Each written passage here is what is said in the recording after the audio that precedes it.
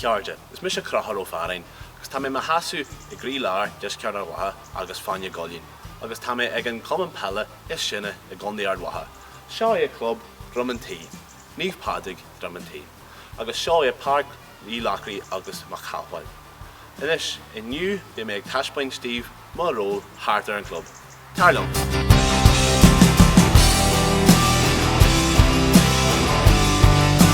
Éhastí dílam muid a lán rudaí, airí spórtiúil dos na himráí, agus airí donna lug taceachta, agus tá bhain agus gurm ar ahanrud.